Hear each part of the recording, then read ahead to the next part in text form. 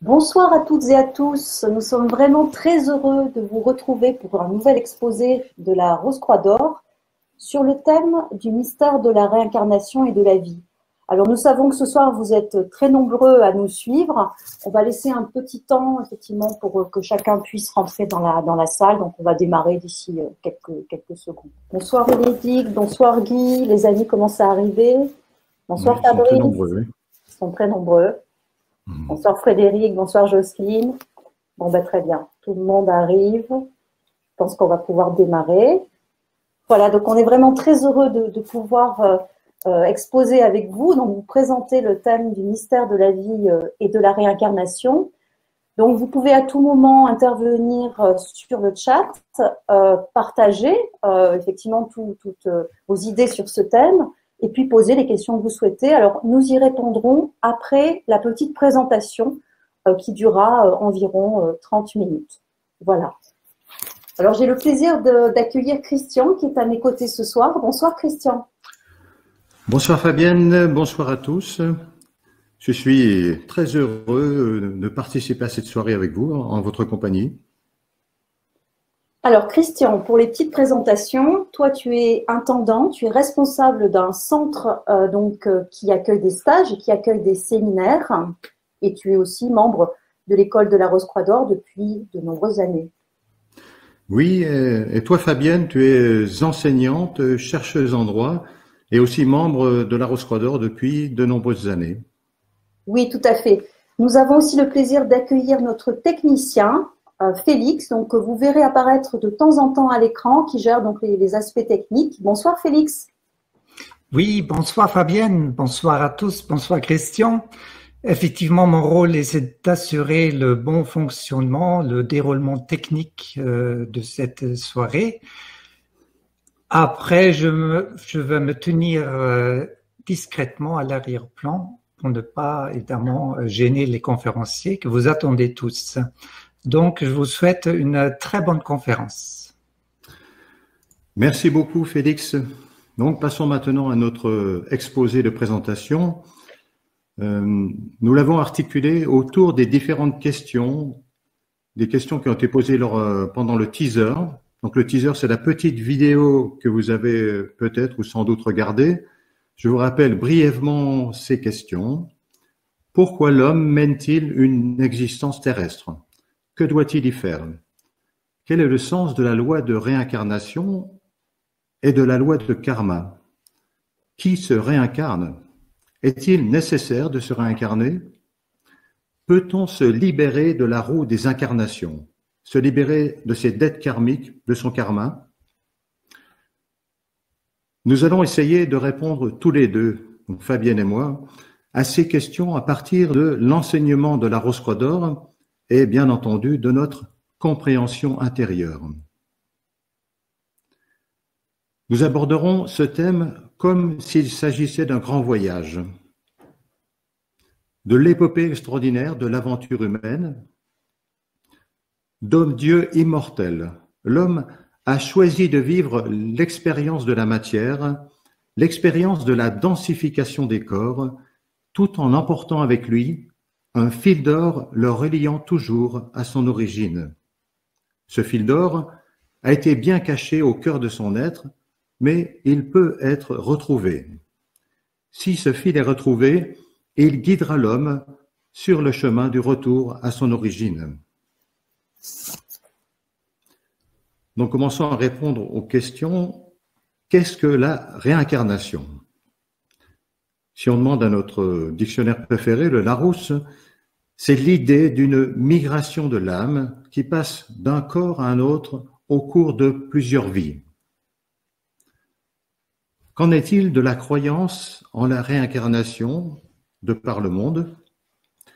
Les sondages effectués en Occident nous montrent qu'en moyenne, 20 à 25% de la population occidentale croit en la réincarnation. Ce pourcentage est beaucoup plus élevé en Orient pour des raisons historiques et on peut affirmer que la moitié de la population mondiale croit en la réincarnation, c'est-à-dire pas moins de 3,5 milliards d'individus. La loi de réincarnation serait sous-tendue par une autre loi, la loi de karma. Quel est donc le sens de la loi de karma? On l'appelle aussi la loi de causalité, loi qui enseigne « tu récolteras ce que tu as semé », dans le sens que ce sont les actes des vies passées qui vont déterminer les circonstances de notre incarnation présente. Les grandes religions ont souvent traduit cette loi comme une loi d'expiation qui punit l'homme.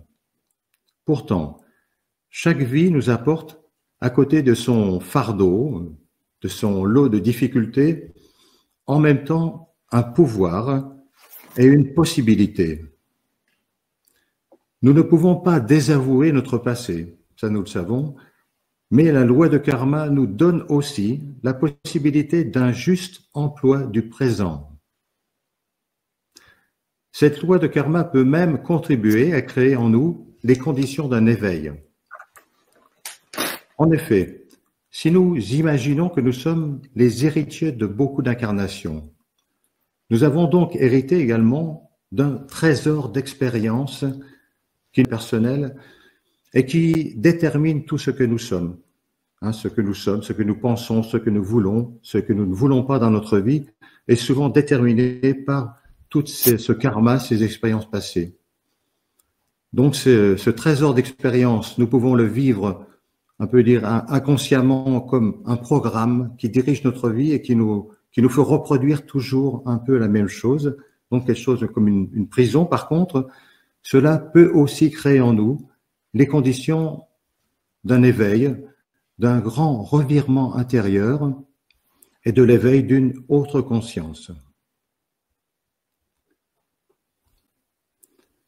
Fabienne, veux-tu bien poursuivre, s'il te plaît? Oui, donc en fait, nous sommes avec vous ce soir face à deux défis. Alors déjà, on va vous parler d'une chose, la réincarnation, que nous n'avons pas éprouvée de première main, on pourrait dire. Moi, personnellement, je n'ai aucune idée de mes vies antérieures, je n'en ai pas fait l'expérience consciente. En tout cas, si cette loi existe, je ne m'en souviens plus. En plus de cela, autre challenge, on pourrait dire, c'est que le concept de réincarnation n'est pas vraiment au cœur de l'enseignement de la Rose-Croix d'Or. Effectivement, comme vous allez pouvoir le constater par rapport à la présentation qu'on va faire ce soir, eh bien cet enseignement invite plutôt à remonter, on pourrait dire, à la cause des causes de l'incarnation de l'homme sur Terre. Et cet enseignement, cette voie spirituelle, nous propose, on va le voir aussi, un retour en quelque sorte à l'origine. Alors on pourrait se demander, mais pourquoi est-ce que nous avons choisi tous les deux de parler de réincarnation et de mystère de la vie avec vous ce soir? En fait, il y a plusieurs raisons. C'est un thème qui parle à beaucoup d'entre nous, en réalité. C'est vrai que nous n'avons pas vécu directement d'expérience de réincarnation, on ne peut pas en témoigner, mais en même temps, on peut en éprouver, on pourrait dire, comme des sortes de traces lointaines, comme si nous avions gardé parfois des souvenirs lointains, intuitifs, de vagues échos, on pourrait dire, en tout cas que cette loi nous parle profondément. Il peut même arriver que nous vivions des situations troublantes, de déjà-vu, peut-être parfois aussi des rencontres avec certaines personnes, des paysages que l'on retrouve et on se dit c'est pas possible. Il y a vraiment, on va dire, une reconnaissance que les causes se trouvent effectivement dans des situations qui sont beaucoup plus lointaines. Certains d'entre nous sont même tellement travaillés, on pourrait dire, par l'idée de réincarnation, qu'ils entreprennent d'explorer, de tenter d'explorer les vies antérieures à travers des régressions, ou bien d'explorer, de parcourir, donc à travers des voyages astro par exemple, effectivement les mondes invisibles. Pourquoi? C'est avant tout pour chercher des réponses, pour trouver un sens à cette vie. On pourrait aussi, de manière peut-être plus analogique, considérer que nous vivons dans notre vie au quotidien un petit peu comme des réincarnations permanentes, un petit peu comme si chaque journée était finalement une nouvelle vie. Parfois, on a l'impression de vivre d'ailleurs plusieurs fois en une vie, puis d'avoir plusieurs personnalités en nous. Et en même temps aussi, c'est un petit peu comme si la nuit était comme une petite mort en quelque sorte. Et puis que aussi, certains matins, nous avons l'impression, parce que ça, là encore, on n'en a pas vraiment le souvenir direct, mais l'impression d'avoir été enseigné, d'avoir pris des leçons, on pourrait dire, pendant ces moments nocturnes. Si nous ne vivons pas directement la loi de réincarnation, nous vivons directement, nous, en tant que personnes incarnées, la loi de karma. On peut en ressentir les effets directs dans nos vies quotidiennes. En effet, plus on devient conscient de ce qui agit en nous, de nos pensées, de nos désirs, de nos émotions, des actes aussi que nous sommes amenés à poser dans notre vie, et plus on va pouvoir percevoir, alors au début c'est pas toujours facile, mais en tout cas, effectivement, on peut témoigner que effectivement l'état de conscience va permettre vraiment de percevoir les conséquences de nos actes, et peut-être à partir de cette observation de pouvoir affiner notre karma, de pouvoir effectivement le modifier. Et alors, cela me fait penser à un film que j'ai vu récemment, peut-être que vous l'avez déjà vu, certains d'entre vous. C'est le film Next, qui parle de karma, puisque le héros, Nicolas Cage, a un don, il peut voir dans le futur, il peut effectivement percevoir, et finalement, il est conscient, on pourrait dire, de ses actes. Il voit son avenir proche. Et donc, Nicolas Cage prononce une phrase qui m'a beaucoup interpellée, que je voulais partager avec vous ce soir. Il dit « C'est ça l'avenir, chaque fois qu'on le regarde, il change, et parce qu'on l'a regardé, il change parce qu'on l'a regardé. Et ça change tout le reste. » Voilà, donc c'est vraiment intéressant. Alors, c'est pour toutes ces raisons, en fait, qu'on voulait vraiment donc replacer l'idée de réincarnation et la notion, effectivement, aussi de vie dans le cadre de la voie spirituelle gnostique. Alors, pour cela, il nous faut revenir au sens de l'incarnation de l'homme sur la Terre. Pourquoi vivons-nous? Pourquoi sommes-nous incarnés sur cette Terre? Christian, s'il te plaît, est-ce que tu peux commencer à répondre à cette question et moi je compléterai un petit peu. D'accord, Fabienne, merci. J'aimerais commencer à répondre à cette question sous la forme d'une courte histoire poétique, histoire issue de la sagesse de l'Égypte antique d'il y a plus de 5000 ans. C'est un extrait du Corpus Hermeticum d'Hermès Trismégiste, pour ceux qui connaissent. Ça nous parle d'une certaine façon de l'histoire de l'homme. Écoutons cette histoire. Le Père de tous les êtres, étant vie et lumière, engendra un homme semblable à lui, dont il s'est pris comme de son propre enfant. Car l'homme qui reproduisait l'image de son Père était d'une grande beauté. Dieu s'éprit donc en réalité de sa propre forme et lui livra toutes ses œuvres. Alors l'homme se souverain du monde des êtres mortels et des animaux dénués de raison, se penchant à travers la force de cohésion des sphères dont il avait traversé des voiles, se montra à la nature d'en bas dans la belle forme de Dieu.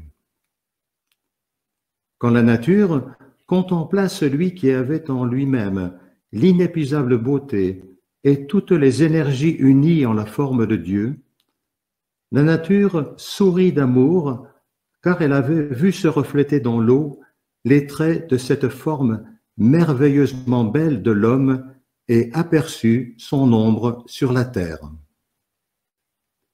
Et lui, apercevant dans l'eau de la nature le reflet de cette forme si semblable à lui, s'éprit d'amour pour elle et voulut habiter là. Et ce qu'il voulut, il le fit à l'instant, et il vint habiter la forme dénuée de raison. La nature, ayant reçu en elle son amant, l'étreignit tout entier, et ils devinrent un. Voilà pourquoi, seul de toutes les créatures dans la nature, l'homme est double, à savoir mortel de par le corps et immortel de par l'homme essentiel.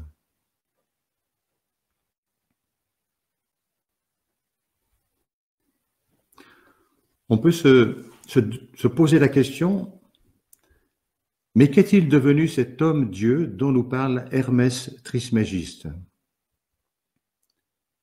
Selon l'enseignement de la Rose-Croix d'Or, son identification progressive au monde matériel l'a coupé des forces et des énergies spirituelles qui lui permettaient de se manifester. Pourtant, cet être éternel est très proche de nous, sous la forme d'une étincelle d'éternité associée à notre cœur et d'une immense sphère de vie qui nous entoure. Nous l'appelons microcosme, petit monde. Cela peut nous sembler loin de nous. Pourtant, l'appel de l'éternité résonne toujours au plus profond de notre être, et peut-être l'avez-vous perçu dans certaines circonstances de votre vie.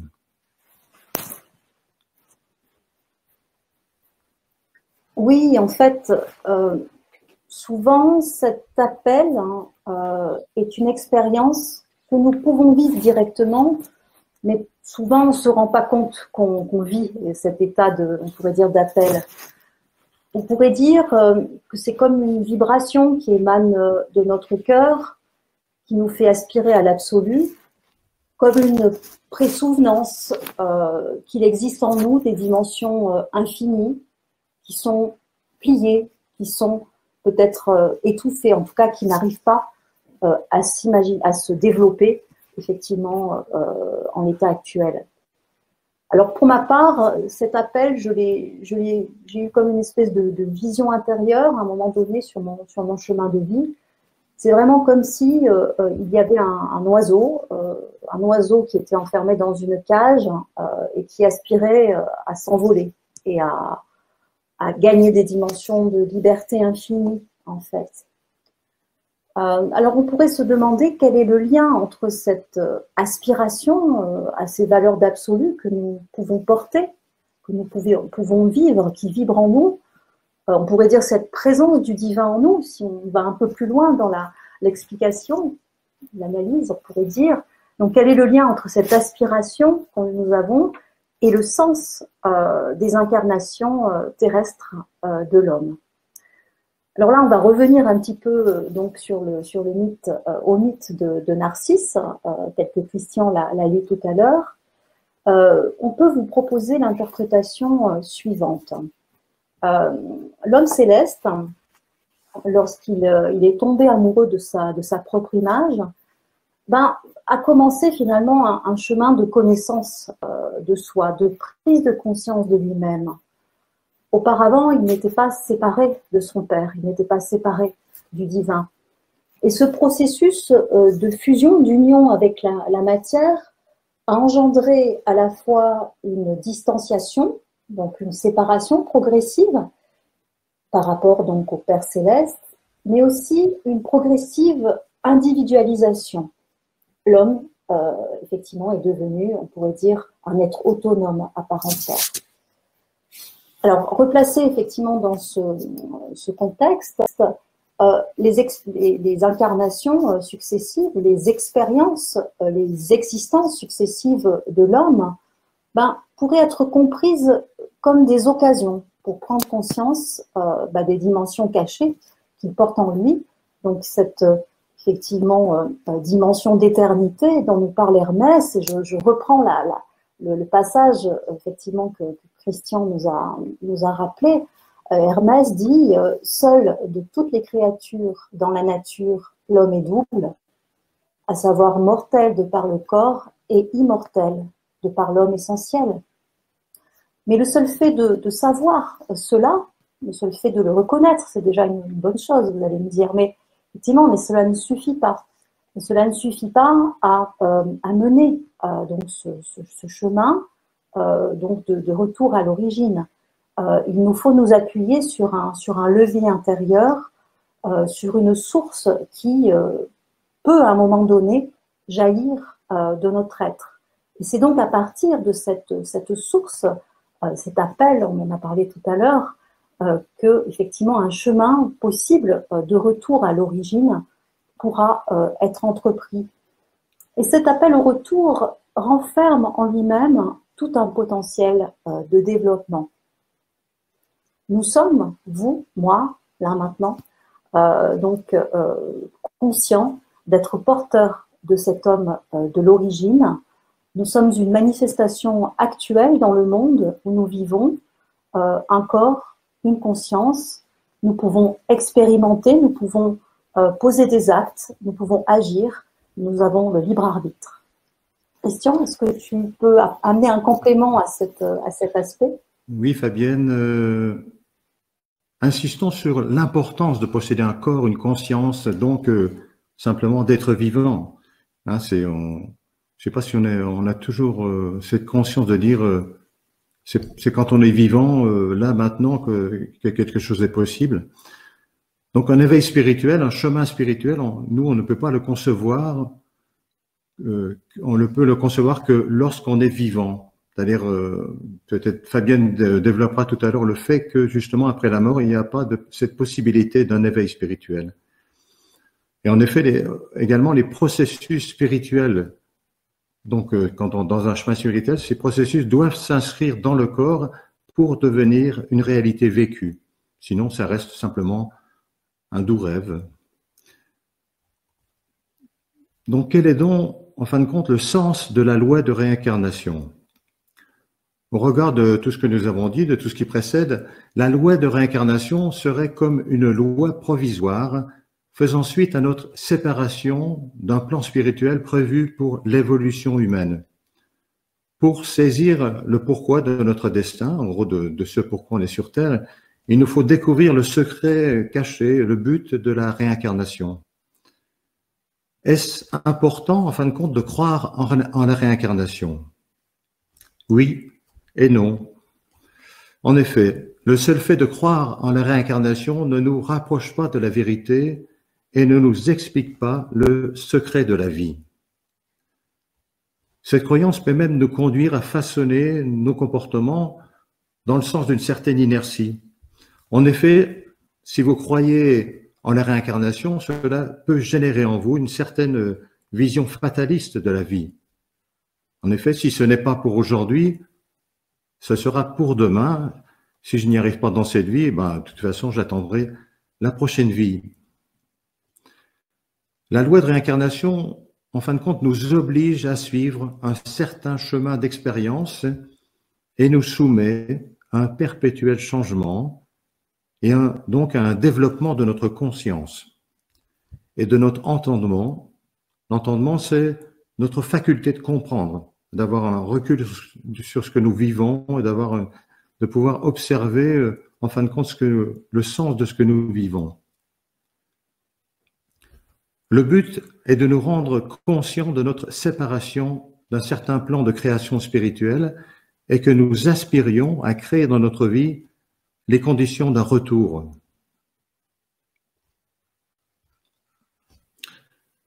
Fabienne peut nous parler de continuer sur ce thème de la loi des incarnations? Oui, en fait, on peut déjà percevoir que cette loi des réincarnations n'est pas du tout inutile. Elle est au contraire une loi qui est nécessaire. Elle va permettre à l'homme, on pourrait dire à Sisyphe, qui vit effectivement un éternel recommencement dans cette roue qui tourne, on pourrait dire, il pousse son rocher sans arrêt, mais à un moment donné, elle va permettre, si l'homme Sisyphe sera prêt, lorsqu'il aura vécu un certain nombre d'incarnations avec des expériences peut-être difficiles, des espoirs déçus, des frustrations, des impasses, des insatisfactions. À un moment donné, peut-être une certaine, on pourrait dire, lassitude, ou en tout cas une espèce de saturation d'expérience qui va faire qu'il sera prêt peut-être à basculer, qui sera prêt effectivement à atteindre une limite. Et là, on pourrait dire qu'à ce moment-là, qui est un moment psychologique, peut-être propre à chacun d'entre nous, à ce moment-là, bien l'homme Sisyphe va pouvoir voir apparaître le fil d'or d'Ariane, si vous me permettez, si on continue dans le registre des mythes, et vraiment effectivement de pouvoir donc trouver dans le labyrinthe de ce monde peut-être effectivement une issue. Mais nous n'avons effectivement toujours pas répondu à une question qui nous semblait importante de développer ce soir aussi avec vous. C'est la question de savoir, mais qui va se réincarner?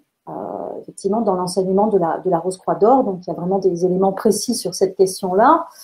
Alors là encore, remémorons-nous le mythe de Sisyphe, et nous nous souvenons que c'est l'homme céleste qui s'incarne, qui fait l'expérience de la matière. Logiquement, les différentes expériences d'incarnation concernent cet homme spirituel immortel que nous avons appelé l'homme microcosme.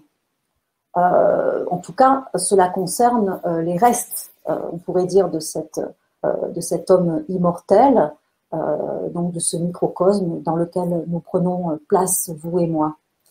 Donc dans la vision gnostique de la Rose-Croix d'Or, ce n'est donc pas notre personnalité qui se réincarne, vous, moi, mais vraiment la dimension d'éternité donc qui se trouve en nous. En même temps, les expériences que nous faisons sont enregistrées, elles ne sont pas perdues. On pourrait dire que ce sont comme des trésors d'incarnation qui sont donc engrangés par cet homme céleste, par cet homme microcosme. Et donc, lorsque nous sommes amenés à déposer notre corps physique, lorsque notre existence prend fin, a lieu donc un processus progressif de dissolution. Les différents corps de l'homme, alors on ne va pas rentrer dans tous ces détails, cela pourrait donner lieu à d'autres webinaires ensemble, mais donc en tout cas l'homme est doté de corps, d'un certain nombre de corps subtils en plus de son corps physique, mais on dit que dans cet espace entre deux vies, donc on pourrait dire ce royaume de l'au-delà en quelque sorte, ces corps disparaissent progressivement, donc une dissolution a lieu. Et donc, les microcosmes, donc ce qui reste de cet homme de l'origine, j'espère que vous nous suivez, parce que c'est vrai qu'on amène pas mal d'éléments, c'est assez riche, assez dense, mais n'hésitez pas à nous poser les questions que vous souhaitez. Donc, ce microcosme donc enregistre ces expériences avant d'entreprendre une nouvelle incursion donc dans ce monde, avant de s'incarner à nouveau. Ce qui est intéressant aussi vraiment de retenir, de comprendre, c'est que la quintessence des expériences donc, est enregistrée et est conservée comme une base de la prochaine incarnation. Donc il y a vraiment effectivement une vraie logique, on pourrait dire, dans cette loi de réincarnation. Mais peut-être on peut se poser la question, mais quelle est ma place à moi, personnalité, dans tout cela? Et Christian, je crois que tu vas essayer d'y répondre. Oui, donc oui, on est en droit de se poser la question, mais c'est vrai qu'on donne des grands mythes, des histoires fantastiques, mais on peut se dire dans ma vie de tous les jours, dans ma vie actuelle, mais quelle est ma place dans tout cela? Que puis-je faire de tous ces éléments? Nous pouvons même peut-être nous sentir dépassés, insignifiants, et pourtant notre rôle est essentiel. Comme le disait Fabienne tout à l'heure, nous sommes la manifestation actuelle du microcosme, de l'être éternel, dans le monde où nous vivons, c'est-à-dire dans le monde de l'espace et du temps. Nous sommes sa seule possibilité d'agir, une seule possibilité d'entamer une transformation. Un éveil spirituel serait donc comme le début d'une rencontre intérieure, une rencontre entre nous et ce microcosme, une collaboration possible entre le microcosme et nous-mêmes, entre l'éternité et le temps. Enfin, nous souhaitons répondre à une dernière question, avant de répondre bien sûr aux questions que vous avez posées sur le chat. Peut-on se libérer de la roue des incarnations, se libérer du karma? Nous l'avons vu, notre vie humaine est dirigée par des grandes lois spirituelles. On les subit, mais on n'est pas toujours conscient qu'on est guidé par ces lois, mais enfin bon, elles agissent en nous même si nous ne le savons pas. Qu'est-ce que c'est une loi spirituelle? C'est un programme d'action, on peut dire un champ de vibration particulier dans lequel et par lequel le sens de la vie peut se dévoiler intelligemment à nous. Pour se libérer de la roue des incarnations et du karma, donc qui sont des lois spirituelles, il faut s'élever jusqu'au champ d'action d'une autre loi spirituelle qu'on peut appeler la loi de Christ. Voyez Christ, pas comme un personnage, mais plutôt comme un champ de force, un champ de lumière qui peut entrer en relation avec le Christ en nous. C'est une autre dénomination de ce que nous avons appelé l'atome d'esprit en nous, l'étincelle d'éternité, enfin c'est cette partie divine dans le cœur de l'homme. L'intention de la loi christique est de guider l'homme afin que par une renaissance intérieure, il devienne à lui-même sa propre loi. Par une loi extérieure, par une transformation, il va intérioriser cette loi et devenir à lui-même sa propre loi. Cela signifie que les lois de réincarnation et de karma auront atteint leur but, l'éveil d'une véritable vie intérieure spirituelle dans l'homme qui peut entreprendre un chemin de libération. En même temps, l'être qui choisit cette voie de retour vers son origine reste en lien avec tous ses semblables. En effet, une libération, c'est pas une fuite. Vous n'allez pas vous libérer de ce champ terrestre, même si par moments il est un peu pesant. Non, vous n'allez pas vous échapper comme ça. Non, spirituellement, ça n'a pas de sens. Donc, celui qui se libère intérieurement des lois de la matière, il reste en unité avec les autres hommes et avec tous les règnes de la nature. Il participe, on peut dire, à un grandiose processus de spiritualisation de la matière. On pourrait dire de lui qu'il n'est plus du monde, mais avec le monde. Donc je crois que là, nous avons fini notre présentation. Je crois qu'on va commencer à répondre aux questions. Fabienne, je te laisse l'honneur peut-être. Oui, j'espère que tout le monde m'entend. Je t'entends. Alors, on a une première question. Quid des enseignements védiques, vieux de plusieurs années et bien antérieurs aux enseignements hermétiques, qui parlent d'une âme pour tous les vivants? Alors, c'est vrai que nous avons donc repris Hermès Trismégiste, qui est vraiment effectivement un enseignement qui date du pas si ancien, pas si ancien, mais qui date du moins 500 avant Jésus-Christ environ. Mais on aurait pu aussi s'appuyer sur d'autres enseignements, parce qu'en effet, on va retrouver donc vraiment comme on pourrait dire un enseignement récurrent, donc qui est l'enseignement gnostique, qui va permettre effectivement à tous les êtres humains, quelles que soient les périodes, quels que soient les âges, quels que soient les lieux, vraiment de pouvoir retrouver un petit peu ce fil d'or, à travers donc du retour, on pourrait dire. Et alors moi, je ne connais pas personnellement les enseignements védiques, les cosmogonies, effectivement donc védiques. Ceci dit, c'est Annie, effectivement, là on est en direct avec elle, qui nous dit: je ne percevais pas les choses de cette manière. Je pensais qu'entre deux incarnations, il pouvait y avoir une évolution avant de passer à une nouvelle expérience dans un autre corps. Je suis un peu étonnée. Alors, on est allé un peu vite sur ce qui se passait entre deux vies. Alors, en effet, effectivement, il y a une possibilité, donc, si on lit un certain nombre d'ouvrages, que ce soit les ouvrages de Reichenborg ou même les ouvrages de Steiner, Steiner a beaucoup développé, Rudolf Steiner, ce passage, effectivement. Donc, vraiment, il y a cette possibilité donc d'enregistrer. Moi, c'est ce que en tout cas j'en ai retenu, de pouvoir enregistrer toutes ces expériences menées dans l'incarnation et de pouvoir aussi en tirer des leçons, en quelque sorte. Donc, de pouvoir évoluer aussi dans ce moment, à ce laps de temps, avant que tous les corps soient effectivement complètement dissous et qu'une incarnation nouvelle puisse se reproduire.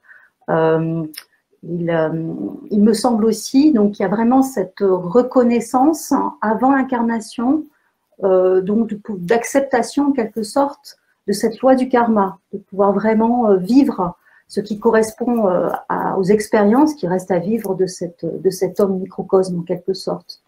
Donc là, on aurait accepté à un moment donné, une dimension en nous aurait accepté de vivre ce que nous avons à vivre, que ce soit peut-être des choses difficiles, hein, donc des maladies. Oui, j'espère que tout le monde m'entend. Je t'entends. Alors, on a une première question. Quid des enseignements védiques, vieux de plusieurs années et bien antérieurs aux enseignements hermétiques, qui parlent d'une âme pour tous les vivants? Alors, c'est vrai que nous avons donc repris Hermès Trismégiste, qui est vraiment effectivement un enseignement qui date, qui n'est pas si ancien, pas si ancien, mais qui date du moins 500 avant Jésus-Christ environ. Mais on aurait pu aussi s'appuyer sur d'autres enseignements, parce qu'en effet, on va retrouver donc vraiment comme on pourrait dire un enseignement récurrent, hein, donc qui est l'enseignement gnostique, qui va permettre effectivement à tous les êtres humains, quelles que soient les périodes, quels que soient les âges, quels que soient les lieux, vraiment de pouvoir retrouver un petit peu ce fil d'or, donc à travers donc du retour, on pourrait dire. Et alors moi, je ne connais pas personnellement les enseignements védiques, hein, les cosmogonies, effectivement donc védiques. Ceci dit, c'est Annie, effectivement, là on est en direct avec elle, qui nous dit « Je ne percevais pas les choses de cette manière. Je pensais qu'entre deux incarnations, il pouvait y avoir une évolution avant de passer à une nouvelle expérience dans un autre corps. Je suis un peu étonnée. » Alors, on est allé un peu vite hein, sur ce qui se passait entre deux vies. Alors, en effet, effectivement, il y a une possibilité, donc, si on lit un certain nombre d'ouvrages, que ce soit les ouvrages de Reichenborg ou même les ouvrages de Steiner, Steiner a beaucoup développé, hein, Rudolf Steiner, ce passage, effectivement. Hein, donc, vraiment, il y a cette possibilité donc d'enregistrer. Moi, c'est ce que en tout cas j'en ai retenu, de pouvoir enregistrer toutes ces expériences menées dans l'incarnation et de pouvoir aussi en tirer des leçons, en quelque sorte. Donc, de pouvoir évoluer aussi dans ce moment, à ce laps de temps, avant que tous les corps soient effectivement complètement dissous et qu'une incarnation nouvelle puisse se reproduire. Il me semble aussi donc qu'il y a vraiment cette reconnaissance avant l'incarnation, donc d'acceptation en quelque sorte de cette loi du karma, de pouvoir vraiment vivre ce qui correspond aux expériences qui restent à vivre de cet homme microcosme en quelque sorte. Donc là, on aurait accepté à un moment donné, une dimension en nous aurait accepté de vivre ce que nous avons à vivre, que ce soit peut-être des choses difficiles, hein, donc des maladies, etc., pour évoluer en quelque sorte. Voilà ce que je peux en dire. Je ne sais pas, Christian, si tu as des éléments de réponse sur cette… Oui, je crois que tu as dit beaucoup de choses quand même. C'est vrai qu'il y a tous des… Après la mort, il y a quand même toute une partie d'assimilation de la vie qui vient d'être vécue. Il y a une assimilation par l'être qui vient de partir. Donc la période aussi entre deux vies, elle est très aléatoire en fonction de ce qui s'est passé même pendant la vie. Donc ça peut être très très long, ça peut prendre plusieurs siècles, mais ça peut être très court en fonction des incidents qu'il y a pu y avoir dans une vie. Mais en même temps, il y a toujours cet enseignement, tirer on peut dire l'essence même de ce qui s'est passé dans la vie, et on prépare, on peut dire les meilleures conditions d'incarnation pour la vie suivante. Donc, tout ce je veux dire, la personnalité qui a servi à l'expérience, peut dire, elle suit un chemin de dissolution. Ce qui est gardé, c'est le trésor d'expérience, hein, qui est toujours gardé, qui s'enrichit on peut dire, d'incarnation en incarnation du microcosme. Et donc, à un moment donné, au moment de l'incarnation, est choisi toujours les meilleures conditions d'incarnation en fonction de ce destin du microcosme qui est, en fin de compte, de le conduire petit à petit à une libération. Et la libération, elle est un peu soumise à deux choses, à la fois l'expérience du microcosme lui-même, mais aussi le fait que la personnalité comprenne son rôle, comprenne qu'elle est, en fin de compte, la partie agissante dans un microcosme et qu'elle accepte ce rôle que la vie lui a donné et qu'elle puisse entamer cette rencontre, comme je le disais, entre l'éternité et le temps. On trouve le symbole de la rose-croix, en fin de compte. L'éternité, c'est la verticalité, le temps, c'est l'horizontalité. Et comment cette rencontre peut être possible? C'est avec la rose, hein, ce qu'on appelle l'atome d'éternité. On peut l'appeler aussi, c'est la rose du cœur, c'est la rose des roses-croix. C'est cette âme spirituelle qui est présente dans l'homme et qui permet cette rencontre entre l'éternité et le temps.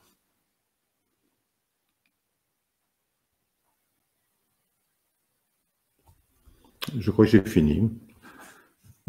Est-ce qu'il y a une autre question à traiter? Oui, une autre question. Alors, on en a beaucoup. Hein, et, une autre question de Véronique. L'âme a-t-elle le choix? L'âme a-t-elle le choix? Alors, cette question n'est pas très précise, mais en tout cas, on peut tenter d'y répondre. L'âme, dans sa vie incarnée, est-ce qu'elle a le choix? C'est une vraie question. Moi, je me souviens, quand j'étais adolescente, j'avais des débats sans fin avec ma mère sur cette question-là. L'âme a-t-elle le choix? Et en fait, on y a repensé il n'y a pas longtemps toutes les deux. Et en fait, il y en avait une qui disait non, l'âme n'a pas le choix, et l'autre qui disait oui, l'âme a le choix. Et je pense qu'on avait toutes les deux raison. On avait toutes les deux raison. Et pourquoi? Alors là, on peut expliquer.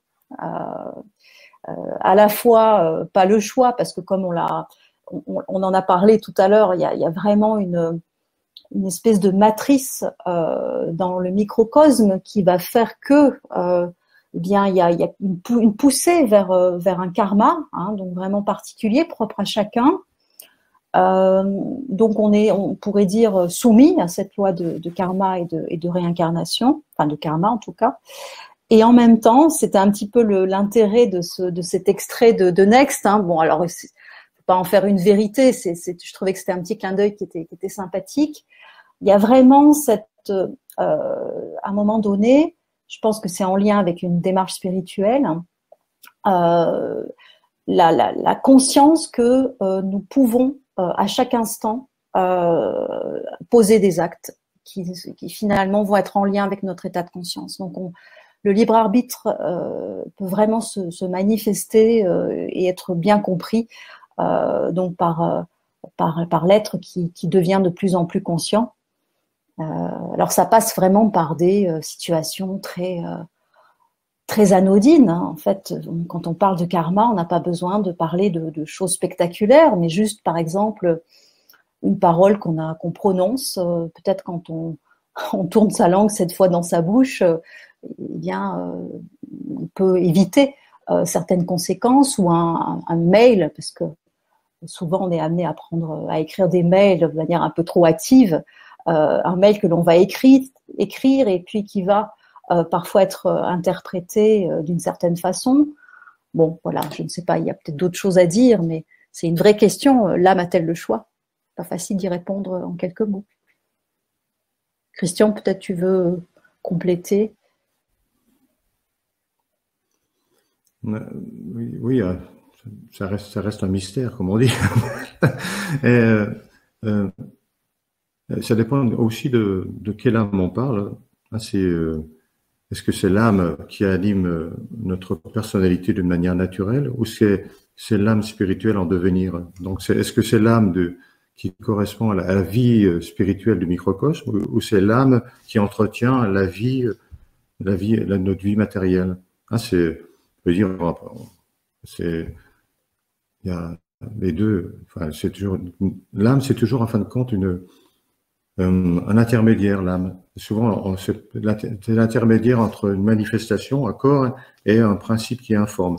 Donc, souvent dans notre vie, on voit bien qu'est-ce qui, notre âme, donc elle, en fin de compte, elle anime le corps, donc, et en même temps, elle prend son information où cette âme, en fin de compte, qui nous anime dans notre vie, comme on voyait, elle prend souvent son information dans le karma, c'est-à-dire dans toutes les expériences accumulées autour de nous, qui déterminent un peu notre ciel, une espèce de ciel magnétique qui détermine un peu ce que nous sommes. Donc ça, c'est quelque chose un peu de la vie naturelle. Par contre, en nous, il y a, je veux dire, la possibilité d'une âme autre qui est la manifestation de l'être éternel. En fin de compte, c'est l'âme, c'est la vie spirituelle qui peut se manifester. Et cette âme-là, elle a la possibilité, elle est pas du tout dirigée par les expériences, dirigée par toute cet enfermement. En fin de compte, quand elle naît, elle peut se relier directement, on peut dire au champ spirituel, se relier à ce qu'on appelle l'esprit, c'est-à-dire la vibration la plus haute de l'univers. Donc cette âme, c'est toujours un intermédiaire. Donc si elle se relie à quelque chose de supérieur, cette âme, bien sûr, elle va manifester quelque chose qui est en correspondance avec ce qu'elle reçoit. Voilà ce qu'on peut dire aussi. Oui, tout à fait. Alors, on a une autre question qui est dans la même veine. Est-ce que l'âme est mortelle? Est-ce que l'âme est mortelle? Alors, quand on parle d'âme, on va dire, dans le cadre effectivement de l'enseignement de la Rose-Croix d'Or, on va parler de l'animation, ce qui nous anime en fait, les principes d'animation qui sont en nous.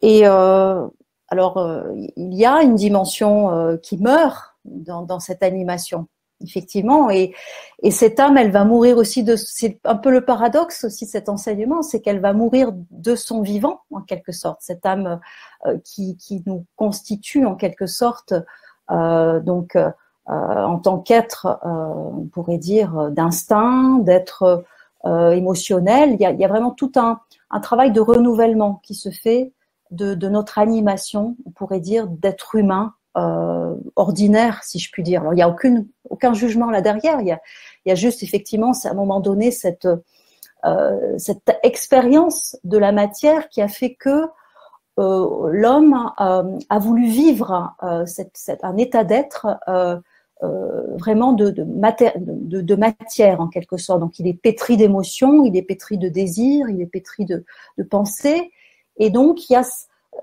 en même temps donc cette possibilité, cette proposition que nous faisons en fait d'une voie spirituelle qui va permettre un renouvellement de cette partie-là en fait en nous.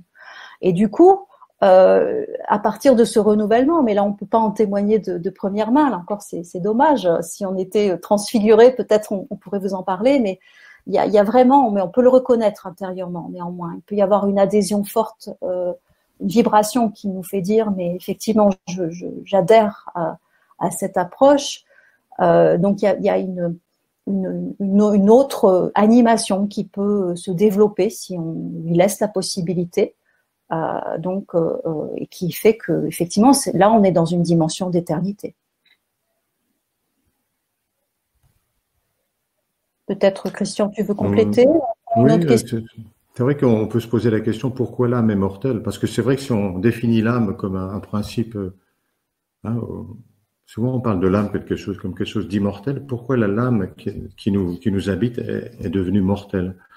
C'est parce que je pense que c'est en fin de compte, c'est l'histoire qu'on racontait tout à l'heure. Pourquoi? Parce que cette âme, elle s'est identifiée à la matière.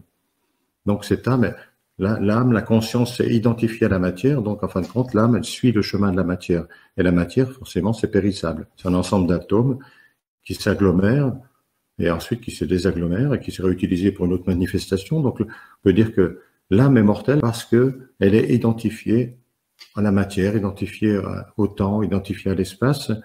Et cette âme, en fin de compte, si elle est identifiée à la dimension spirituelle, cette âme, elle se transforme, elle devient immortelle. Donc on peut voir, soit on a deux âmes, soit on a une âme qui peut subir une transfiguration, c'est une transformation complète à partir d'une liaison. Mais donc en fin de compte, Oui, le centre de tout, c'est quand même une transformation intérieure. Et on voit bien que pour qu'il y ait une transformation, il faut un élément autre que ce qui nous constitue. Hein, si on considère que nous, on est des êtres de matière, hein, considéré, même si les dimensions les plus subtiles de notre corps, les dimensions éthériques astrales, ça reste aussi des constituants de matière lumineuse, mais quand même de matière. Et donc, il y a en nous aussi un aspect qui échappe complètement à cette dimension matérielle, c'est l'étincelle d'éternité. À partir de là, c'est l'élément qui va permettre un renouvellement, une transformation. Oui, et je crois que ça répond à la question de Stella, enfin en partie. Où puis-je trouver la dimension spirituelle? Alors, est-ce que c'est toi qui la trouves ou est-ce que c'est elle qui vient te chercher? C'est toujours une question, on n'a pas vraiment de réponse. Là encore, si on s'en tient à nos références, à nos sources, il y aurait, alors je suis prudente parce que c'est pas de la première main, là encore, c'est l'enseignement. Il y a vraiment cette dimension d'éternité, on l'a appelé l'étincelle d'éternité dans le cœur, et donc ce serait à partir de cet atome, ce vestige d'éternité, donc que l'homme originel aurait emporté dans son périple en fait, dans son épopée des incarnations, et donc ce vestige, à un moment donné, vibrerait quelque part, vibrerait suffisamment pour qu'à un moment donné on l'entende. Parce qu'il vibre, souvent on l'entend pas, on l'écoute pas. Et c'était un petit peu le sens de ce que je voulais partager avec vous tout à l'heure, c'est qu'il y a, on peut parfois vivre des états d'aspiration. Alors ça vient pas, si j'essaie vraiment d'être très très claire et de partager ce que je vis, parce que là pour le coup on peut le vivre hein, directement. Ça peut être alors des aspirations à l'absolu, des nostalgies, des états de nostalgie, et donc là effectivement on est peut-être là face à cette dimension d'éternité qui vibre en nous. Oui, Fabienne, si tu veux, je peux compléter aussi. Justement, ça me remémorait, on peut dire, une expérience personnelle. Peut-être on est là aussi pour témoigner d'aspects personnels dans notre expérience spirituelle. Moi, j'ai jamais, enfin, quand je suis un chemin spirituel depuis longtemps, par contre, j'ai jamais été un chercheur spirituel. J'ai jamais cherché l'éveil. Ça me parlait pas du tout. Ça me concernait pas. Moi, j'étais cherché simplement à être heureux, à tirer le meilleur parti de la vie. Je n'étais pas du tout dans une recherche spirituelle. Et c'est un peu ce que tu disais. Je veux dire, c'est quelque chose qui est venu me chercher dans mon expérience personnelle. J'ai pas du tout, je cherchais pas à accéder à l'éveil. D'ailleurs, je pense que j'ai connu une espèce d'éveil intérieur sans le savoir. Je m'en suis rendu compte bien des années après. Je me dis, là, c'est là que ça a commencé. Pour moi, ça s'est traduit plutôt par une espèce de grand bouleversement. Hein, c'est pas un truc merveilleux, plein de lumière, on est relié au tout, je sais pas. Non, c'est plutôt, pour moi, c'était un espèce de grand chamboulement à l'intérieur de moi que je comprenais pas. Des choses qui changeaient dans ma vie. J'avais aussi une image un peu récurrente, j'avais l'image d'un cercle dans ma conscience, un truc fermé. Donc je vivais une espèce d'enfermement, et à un moment donné, il y a quelque chose qui a une espèce de fermentation en moi, et à un moment donné, le cercle s'est ouvert, on peut dire. Et dans ma conscience aussi, quelque chose s'est ouvert, quelque chose s'est passé, je ne saurais pas le décrire exactement. Par contre, ça a généré dans ma vie des expériences complètement nouvelles. Dans la Rose-Croix d'Or, on dit tel état de conscience, tel état de vie. C'est-à-dire, c'est vraiment les valeurs et les propriétés qui sont dans votre conscience, les forces qui sont dans votre conscience qui vont déterminer ce que vous faites de votre vie. Donc, on peut dire la conscience, une panoplie de possibilités. Et donc, si en vous, il y a un peu ce que je disais tout à l'heure, le karma nous pousse à un moment donné, une espèce de limite, une espèce de prise de conscience. Donc, en nous, il y a quelque chose qui peut émerger. Donc, peut-être on peut parler de cet éveil intérieur du principe d'éternité, de l'étincelle d'éternité. Mais donc, c'est pas quelque chose, pour moi, ça n'a pas été quelque chose de merveilleux. C'était un chamboulement pas possible. Donc, ma vie a complètement changé. J'ai fait des choix radicaux et j'ai l'impression de tracer une route qui n'existe pas au départ et de la tracer au fur et à mesure que je la vivais. Bon, voilà, une petite séquence de témoignages personnels. Oui, juste quand même, parce que c'est vrai qu'on n'a pas trop parlé, pour compléter un petit peu alors c'est pas trop une réponse à la question, mais c'est pour vraiment être précis le plus possible. Ce qu'on a vraiment voulu vous présenter ce soir, c'est qu'il y a, en fait, il n'y a pas d'évolution, et ça, on se démarque quand même de pas mal d'enseignements, de sagesse, hein. En fait, il n'y a pas d'évolution systématique vers une libération, hein, de vie en vie, vers une libération à un moment donné, hein, donc une sortie de cette roue des réincarnations, mais une possibilité en tout cas, si on est prêt à cela, c'est pas forcément nous qui choisissons quand on est prêt d'ailleurs, mais une possibilité donc de libération dans une vie. Donc ça paraît vertigineux et en même temps c'est fou parce que il y a tous ces trésors d'incarnation qui sont là, pour qu'à un moment donné une étincelle jaillisse et que en une vie une possibilité soit saisie comme une espèce de perche qui est attrapée, et un pari fou qui est mené, parce que c'est vrai que cette voie spirituelle est un pari de fou, mais ça on aura l'occasion d'en reparler lors de nos prochaines rencontres. Mais on peut peut-être prendre une toute dernière question, parce que je vois qu'il nous reste quelques minutes.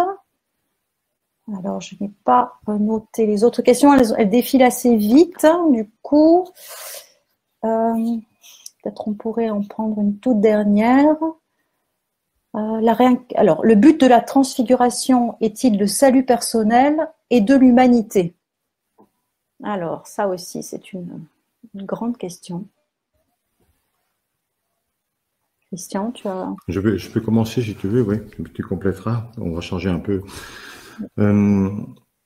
Donc, je relis un peu. Le but de la transfiguration est-il le salut personnel et de l'humanité? En fin de compte, oui. Un peu, je crois que les deux sont un peu liés. Un chemin spirituel, on peut dire. Tout à l'heure, on parlait d'âme. L'âme, c'est vrai que c'est pas. Nous, on vit avec une âme personnelle. Spirituellement, l'âme, c'est plutôt une dimension collective. Donc, c'est quelque chose qui, quand vous êtes on peut dire, dans cette nouvelle conscience de l'âme, vous n'envisagez plus les choses personnellement. Vous avez quelque chose vous avez un regard différent sur les autres, sur le monde, et vous pouvez pas concevoir simplement un chemin, on peut dire, qui vous libère seul, comme ça, d'une manière complètement égocentrique. L'égocentrisme et la spiritualité, ça fait pas bon ménage. Donc, on peut dire, donc la question avait trait à la transfiguration. Qu'est-ce que c'est la transfiguration, en fin de compte? C'est une transformation par l'esprit. C'est-à-dire, je disais tout à l'heure que un peu l'âme spirituelle qui naît du principe d'éternité dans l'homme. Qu'est-ce que c'est ce principe d'éternité? On peut dire c'est comme si l'homme spirituel, l'homme Dieu du commencement, s'était complètement résorbé dans une étincelle, mais dans cette étincelle, dans cette semence, il y a toutes les possibilités de la recréation de l'homme spirituel. C'est comme une semence dans votre jardin, vous plantez une semence particulière, dans cette semence, si vous la mettez dans de bonnes conditions, elle va faire croître un plant, un arbre, une fleur, enfin, il y a un plan qui est contenu dans cette graine. Donc, si elle est plantée dans de bonnes conditions, elle va croître. C'est un peu le cas pour nous. C'est-à-dire, si nous, on crée dans notre vie les bonnes conditions pour la croissance de cette semence spirituelle, ça va le faire, comme on dit. Mais en même temps, on peut dire que cette semence, elle demande des énergies particulières. C'est un principe spirituel, il nous faut des énergies spirituelles. C'est aussi pour ça que des écoles spirituelles existent. C'est pour créer un champ spirituel qui va permettre de nourrir et d'animer cette dimension spirituelle de l'homme. Donc, je disais, la transfiguration, en fin de compte, c'est quand cette âme spirituelle qui naît, on peut dire, du principe spirituel croît, à un moment donné, elle peut se relier directement à l'esprit, et là, à travers l'homme lui-même. Et, en fin de compte, la transfiguration, c'est la transformation complète de nous-mêmes et de notre système microcosmique par l'esprit. Donc, c'est une transformation radicale en gros, c'est reconstruire le microcosme par l'esprit lui-même, comme il existait à l'origine. Bien sûr, ça se fait pas comme ça en un clin d'œil, mais c'est un processus d'une vie Mais bon, il y a des choses qui peuvent se faire aussi rapidement. Les prises de conscience peuvent être aussi des moments très rapides dans notre vie. Je sais pas, tu peux compléter, Fabienne, si tu veux, j'ai oublié les aspects. Je pense que ta réponse était très complète. On arrive vers la fin de la conférence. Un grand merci, Christian, à toi pour ce très très bel apport.